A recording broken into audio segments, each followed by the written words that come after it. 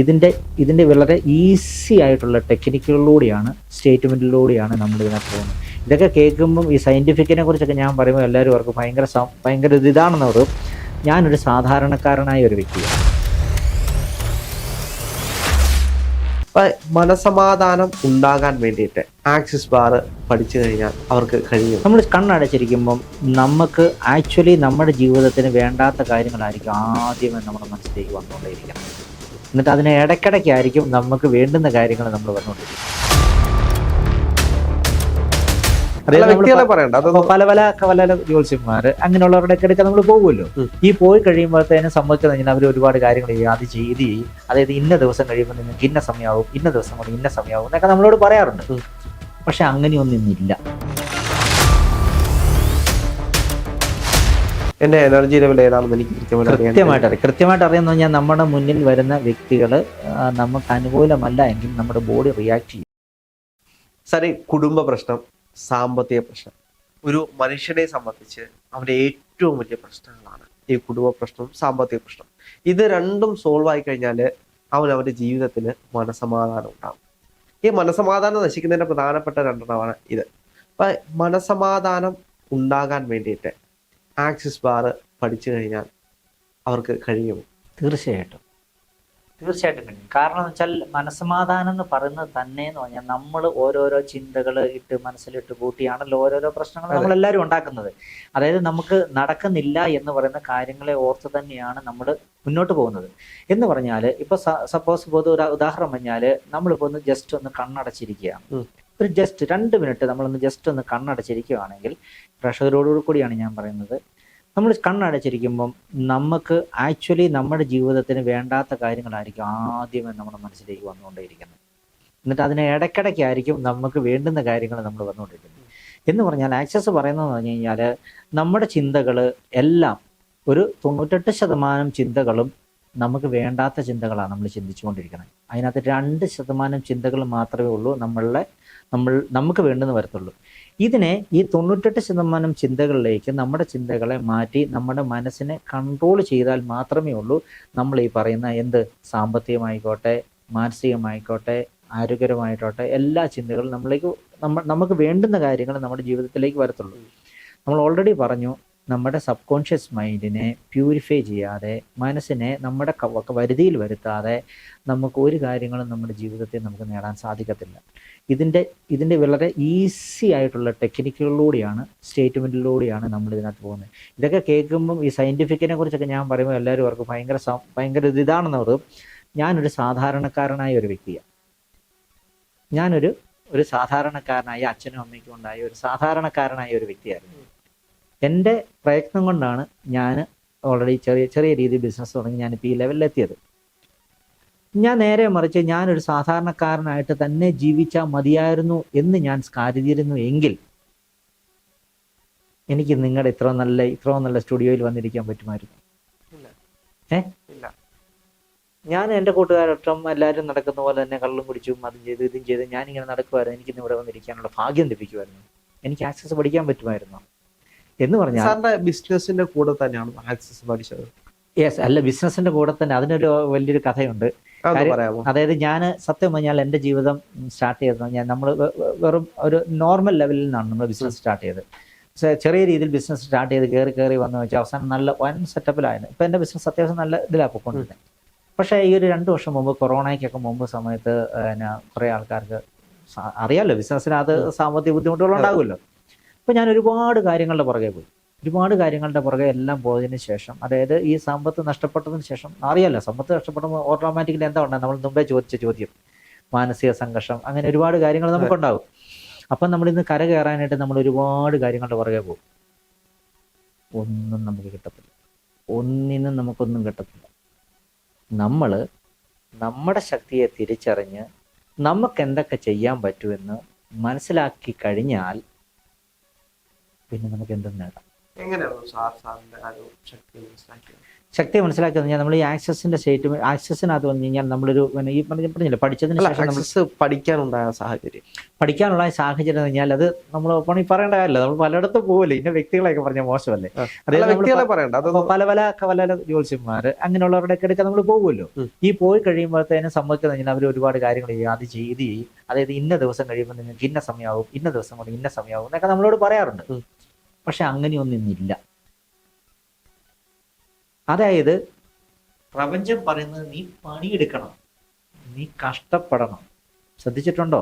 ഇന്ന് ഈ ലോകത്തിൽ ജീവിച്ച് ഉള്ള എല്ലാ വ്യക്തികളും, എനിക്ക് എല്ലാവരോടും പറയാനുള്ളത്, ഇന്ന് സാമ്പത്തികപരമായിക്കോട്ടെ മാനസിക സംഘർഷങ്ങളിലായിക്കോട്ടെ നിങ്ങൾ ഫേസ് ചെയ്യുന്നുണ്ട് എങ്കിൽ നിങ്ങൾ ആദ്യമേ നിങ്ങളുടെ ശക്തിയെ മനസ്സിലാക്കാതെ നിങ്ങൾക്കൊരു ഗ്രാജുവേറ്റ്സും കൊണ്ടും നിങ്ങൾക്കൊന്നും നേടാൻ പറ്റത്തില്ല.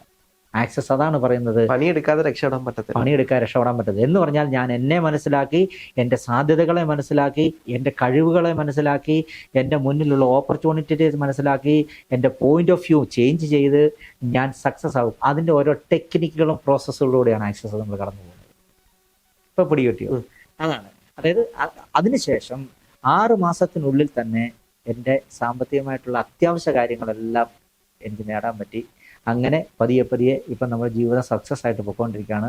ഒരുപാട് ആൾക്കാർക്ക് ഇപ്പം ഞാൻ അഹങ്കാരം പറയല്ല കേട്ടോ, അതായത് ഇപ്പം ഇന്ത്യക്ക് വെളിയിൽ നിന്ന് വരെ ആൾക്കാർ എൻ്റെ ക്ലാസ് അറ്റൻഡ് ചെയ്യാനായിട്ട് വരുന്നുണ്ട്. ഓസ്ട്രേലിയയിൽ നിന്നും ജർമ്മനിയിൽ നിന്നൊക്കെ മലയാളികൾ ഒക്കെ എൻ്റെ ക്ലാസ് ഇവിടെ അറ്റൻഡ് ചെയ്യാൻ വരുന്നുണ്ട്. സാർ, അവർക്ക് പ്രശ്നങ്ങൾക്ക് പരിഹാരം കണ്ടെത്തി കൊടുക്കുകയാണോ അതോ കൂടുതലും ക്ലാസ്സുകളാണോ ഇപ്പം കണ്ടക്ട് ചെയ്യുന്നത്? പ്രശ്നങ്ങളുടെ പരിഹാരമല്ല. പ്രശ്നങ്ങളുടെ പരിഹാരം എന്ന് പറഞ്ഞാൽ എൻ്റെ പ്രശ്നങ്ങളുടെ പരിഹാരം കണ്ടെത്താനുള്ള ശക്തിയും വൈഭവങ്ങളും എനിക്കുണ്ട്.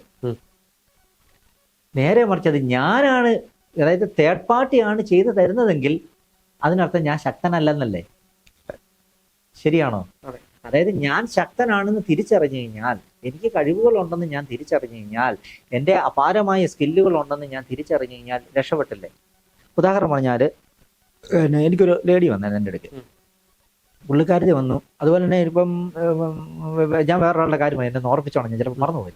അതായത് ഒരു ലേഡി വന്ന സമയത്ത് ഇവരിങ്ങനെ കുറേ 2-3 ദിവസമൊക്കെ ഹീലെല്ലാം ചെയ്തു കഴിഞ്ഞ ശേഷം 4ാമത്തെ ദിവസം, അതായത് 45 വയസ്സിനുമായിട്ട് പ്രായമുണ്ട്, 4ാമത്തെ ദിവസത്തിന് ശേഷം ഇവരെ എൻ്റെ അടുക്ക് വന്ന് 3 കവിത എഴുതിക്കൊണ്ട് വന്നു എൻ്റെ അടുക്ക്. ഹീൽ ചെയ്യാൻ വന്നതാണ്.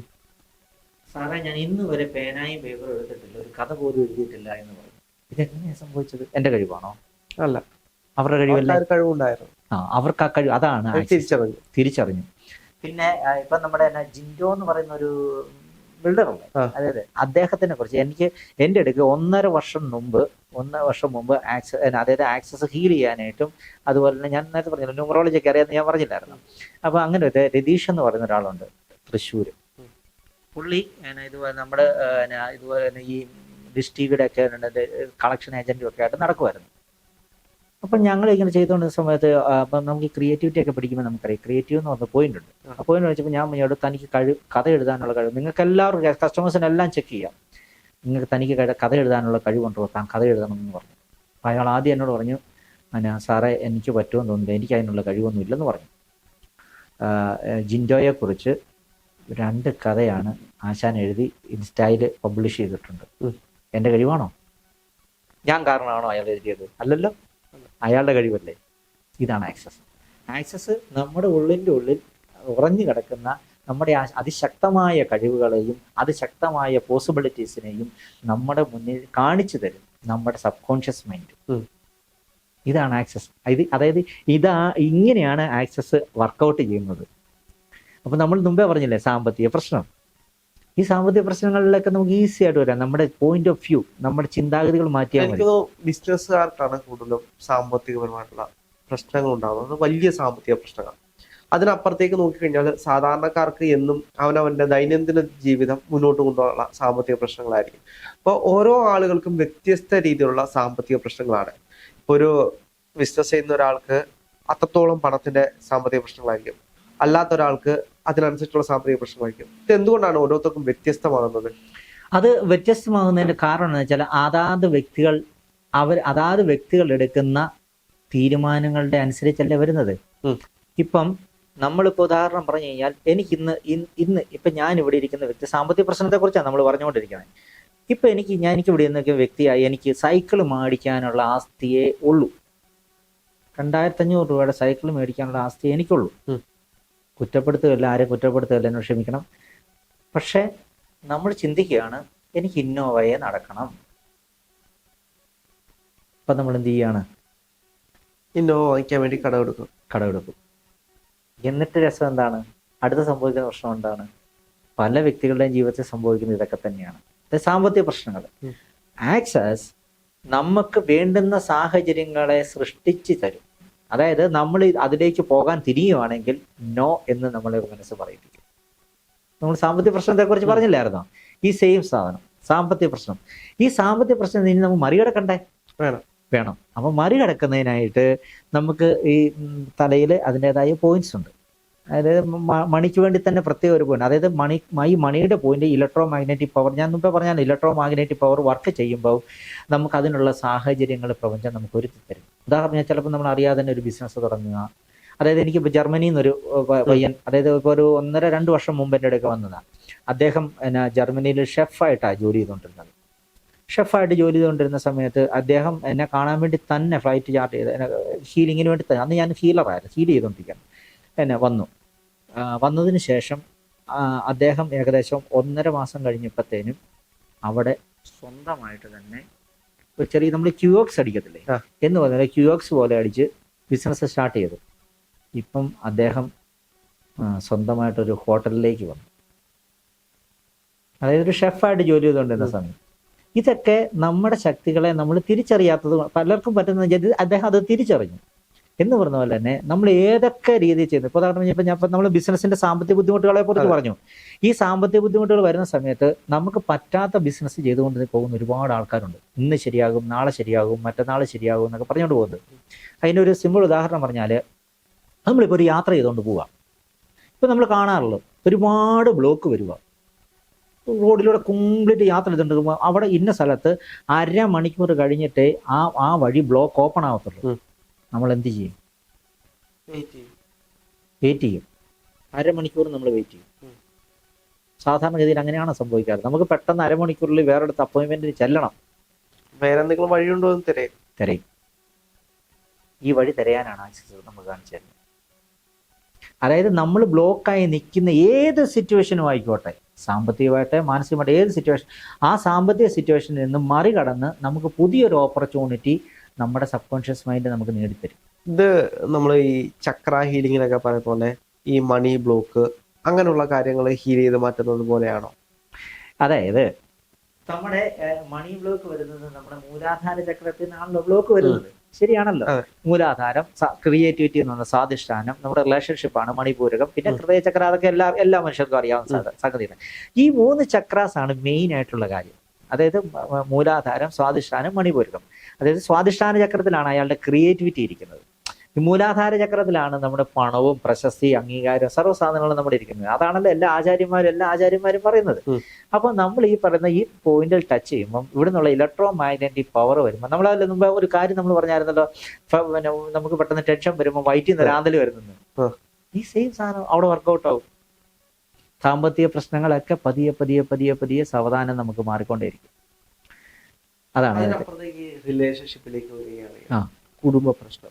അപ്പൊ അതിനെങ്ങനെയാണ് റിലീഫ് ഉണ്ടാവുന്നത്? അതും ഇതുപോലെ തന്നെ ഈ പറയുന്ന റിലേഷൻഷിപ്പിന് എന്ന് പറഞ്ഞ തന്നെ പ്രത്യേക പോയിന്റ്സ് ഉണ്ട്. ആ പോയിന്റ്സിൽ നമ്മൾ ടച്ച് ചെയ്ത് എനർജൈസ് ചെയ്ത് കഴിയുമ്പോൾ റിലേഷൻഷിപ്പിൽ തന്നെ നമുക്ക് ഒരു പെൺകുട്ടിയോട് ഒരു ഇഷ്ടമുണ്ട്, അവർക്ക് തിരിച്ച് നമ്മളോടൊരു ഇഷ്ടമില്ല. അപ്പൊ അതുണ്ടാക്കാൻ ഇത് സഹായിക്കും. അതായത് അത് ശരിയും തെറ്റും എന്ന് ഞാൻ ആൾറെഡി പറഞ്ഞായിരുന്നല്ലോ. അതായത് ആ വ്യക്തി നമ്മൾ ഒരാളുടെ ഇഷ്ടം നേടിയെടുക്കാനായിട്ട് ശ്രമിക്കുന്ന ഒരു സംഭവങ്ങളാണ്. അതിനൊന്നും പ്രപഞ്ചശക്തി കൂട്ടു നിൽക്കത്തില്ല. ഇപ്പൊ നമ്മളെ സംബന്ധിച്ച് നമ്മുടെ ഭാഗമായിരിക്കുമല്ലോ ശരി, നമ്മളെ അവർ സ്നേഹിക്കണം. അവരുടെ ഭാഗത്ത് നിന്ന് അവരുടെ ശരി മറ്റൊന്നായിരിക്കാം. പക്ഷെ നമ്മുടെ ശരി ഇതാകുമ്പോൾ പ്രപഞ്ചം നമ്മുടെ കൂടെ നിൽക്കത്തില്ല. അങ്ങനെയല്ല. അതായത് അലൈൻമെന്റുകൾ കറക്റ്റ് ആകണം. ശരിയല്ലേ? നമ്മൾ ഒരു റെയിൽപാളം ഇടുകയാണെങ്കിൽ ആ റെയിൽപാളത്തിനൂടെ 3-4 റെയിൽപാളം ഇങ്ങോട്ട് കടന്നു വരുന്നുകൊണ്ടേയിരിക്കുക. ഈ അലൈൻമെന്റ് എന്ന് പറഞ്ഞാൽ നമ്മുടെ സബ് കോൺഷ്യസ് മൈൻഡിന്, അതായത് സബ് കോൺഷ്യസ് മൈൻഡിലും നമുക്ക് വേണ്ടുന്ന ഒരു ഊർജ്ജമാണെങ്കിൽ മാത്രമേ നമ്മളിലേക്ക് അത് വരത്തുള്ളൂ.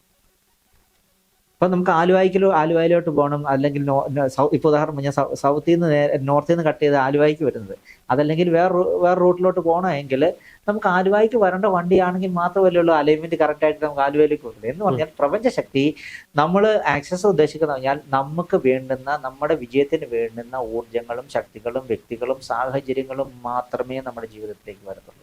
അല്ലാത്തത് നമ്മൾ ബലം പിടിച്ചാൽ പറ്റുമോ നമുക്ക്? ഈ ആക്സസ് ബാർ പഠിക്കുമ്പോൾ നമുക്ക് പ്രത്യേക ശക്തികൾ ഉണരുമെന്ന് സാറ് പറഞ്ഞു, അല്ലെങ്കിൽ നമ്മുടെ ശക്തികളെ നമ്മൾ തിരിച്ചറിയുമെന്ന് പറഞ്ഞു. അപ്പം ഒരു ആളെ കാണുമ്പോൾ നമുക്ക് അവരോടൊരു ആകർഷണം തോന്നുന്നത് അവരൊരു ഓറ കൊണ്ടായിരിക്കാം, അല്ലെങ്കിൽ അവരുടെ ഒരു ശക്തി കൊണ്ടായിരിക്കാം. ഇതിന് സാധിക്കും? തീർച്ചയായിട്ടും നമുക്കറിയാൻ പറ്റും. അങ്ങനെയാണെങ്കിൽ ഞാൻ നേരത്തെ പറഞ്ഞതുപോലെ മറ്റുള്ള ആളുകൾക്ക് നമ്മളെ ഇഷ്ടപ്പെട്ടാനുള്ള സാഹചര്യം ഉണ്ടാവും. കറക്റ്റ്, ഉണ്ടാവും. പക്ഷെ നമ്മൾ മുമ്പേ പറഞ്ഞൊരു പോയിന്റ് വേറെയാ. ആ വ്യക്തിക്ക് എന്നോട് താല്പര്യമില്ല, അതായത് നമ്മൾ ജീവിത പങ്കാളിയെ തിരഞ്ഞെടുക്കുന്ന കാര്യമാണ് നമ്മളിപ്പോൾ പറഞ്ഞത്. പക്ഷെ അതൊക്കെ എന്ന് പറഞ്ഞു കഴിഞ്ഞാൽ അതൊക്കെ നമ്മൾ വേറൊരു പാറ്റേണിലൂടെയല്ലേ പോകുന്നത്, ശരിയല്ലേ? ഒരാളുടെ ഇഷ്ടം നമ്മൾ നിർബന്ധപൂർവം പിടിച്ചടക്കാൻ ശ്രമിക്കുന്നതാണ്. അത് ആക്ച്വലി അതാണ് നമ്മൾ കോൺഷ്യസ്നെസ്സിൽ ഇരിക്കുക എന്ന് പറയുന്നത്. നമുക്ക് വേണ്ടുന്നതിനെ കുറിച്ച് മാത്രം ചിന്തിക്കുക, നമുക്ക് അനാവശ്യമായ തോട്ട് പ്രോസസ്സുകൾ വർക്ക് ചെയ്യാതിരിക്കുക, നമ്മൾ നല്ല രീതിയിൽ പോകുക. എന്ന് വെച്ചാൽ നമ്മൾ ഈ പ്രപഞ്ചത്തിനൊരു താളമുണ്ട്, ഒരു താളത്തിലൂടെ ഈ പ്രപഞ്ചം പോയിക്കൊണ്ടിരിക്കുന്നത്. ആ പ്രപഞ്ചത്തിന്റെ താളത്തിനൊപ്പം നിൽക്കുന്ന വ്യക്തികൾ മാത്രമേ വിജയിക്കത്തുള്ളൂ. കഴിഞ്ഞ ദിവസത്തെ ഒരു ഇന്റർവ്യൂവിനകത്ത് യൂസഫ് അലി സാഹിബ് പറഞ്ഞൊരു കാര്യം ശ്രദ്ധിച്ചായിരുന്നോ? ഈ കഴിഞ്ഞ ദിവസം എനിക്കത് ഭയങ്കരമായിട്ട് ഇഷ്ടപ്പെട്ട അദ്ദേഹം പറഞ്ഞൊരു കോട്ട് എന്താണെന്നറിയാമോ? എൻ്റെ എനർജി എന്ന് കുറയുന്നു അന്ന് ഞാൻ ബിസിനസ് മാറിപ്പോകുന്ന പറഞ്ഞു. അദ്ദേഹം പറഞ്ഞത് ഈ കഴിഞ്ഞ ദിവസത്തെ ഇന്റർവ്യൂവിനകത്ത് അദ്ദേഹം പറഞ്ഞ.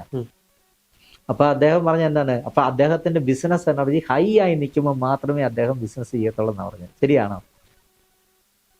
അതായത് ഇത്രേ ഉള്ളൂ. നമ്മുടെ ജീവിതത്തിൽ ഏത് കാര്യം ചെയ്യുമ്പോഴും ഏത് കാര്യത്തിനാണ് നമ്മൾ ഇറങ്ങിത്തിരിക്കുമ്പോഴും നമ്മുടെ എനർജി ലെവല് എപ്പോഴും ഹൈ ആയിട്ട് നിൽക്കണം. നമ്മളെങ്ങനെ അറിയാം നമ്മുടെ എനർജി ലെവൽ ഹൈ ആണ്? അത് നമുക്ക് ഇത് പ്രോസസ്സ് ചെയ്യുമ്പോഴത്തേനും വളരെ കൃത്യമായിട്ട് അറിയാൻ പറ്റും. അല്ല, എനിക്ക് തന്നെത്താൻ അറിയണമെങ്കിൽ ഞാൻ ഇത് പഠിച്ചാൽ മതി.